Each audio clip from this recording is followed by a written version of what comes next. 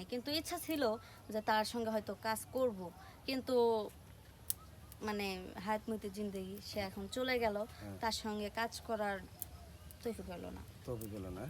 না, লোকটা কেমন ছিল? লোকটা খুব ভালো ছিল, তাই হ্যাঁ, না? আমি শুনছি লোকটা অনেক ভালো ছিল, আর তার মানে অনেক ধরনের ভিডিও দেখতাম, ভালোই লাগতো, আমার অনেক ভালো লাগতো ভালো লাগতো ভিডিওগুলো। না? হ্যাঁ সেই লোকটা কিন্তু আসলে আদৌ খুব ভালো লোক ছিল। হ্যাঁ, হাসান ভাই, তারপরে রবিশি ভাই, কামাল ভাই, হ্যাঁ রবিন হ্যাঁ ভাই, রাজু ভাই, এরা একসাথে আগে কাজ করতো, দেখে খুব ভালো লাগতো জহের ভাই। হ্যাঁ, হ্যাঁ কিন্তু এই যে এক এক করে সবাই চলে যাচ্ছে, ফার্স্ট গেল হচ্ছে জামান ভাই।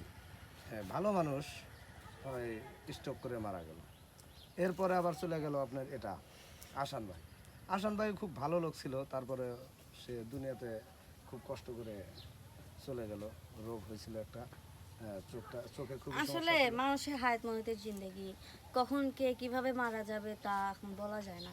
কারণ এই যে আমি এখন এখানে আছি, এখানে এখন আমি দেখেন আপনাদের মাঝে দাঁড়ায় দাঁড়ায় কথা বলতেছি, আর এখন আমার যদি হায়াত এখন উঠে যায়, তাহলে তো এখন আমাকে মরতেই হবে, তাই না? এখানে তো কিছু করার নাই। আচ্ছা, রবি সিংহ ভাইয়ের কি হয়েছিল আপনি কি জানেন? আসলে আমি বিষয় কিছু জানি না। জানেন না?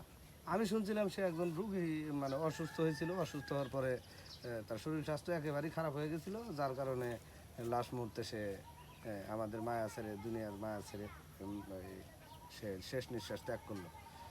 তো আপনার কেমন লাগতেছে? খুব কষ্ট লাগতেছে না? আসলে কষ্ট তো লাগবেই, কারণ যেহেতু আমরা হচ্ছে যে মিডিয়া পার্সন লোক, তো আমাদের ভিতরে যদি কেউ একজন মারা যায় তাহলে তো একটু কষ্ট লাগবেই। কারণ আমাদের যেরকম ফ্যামিলি, মানে ফ্যামিলি মা বাবা নিয়ে, সেরকম আমাদের এই হচ্ছে যে মিডিয়াতে মিডিয়াতে যত মানুষ আছে সবাই আমাদের ফ্যামিলির মতো। তো ফ্যামিলি থেকে যদি একজন দূরে চলে যায় বা মরে যায়, তাহলে তো একটু কষ্ট হবেই। বুঝতে পারছি।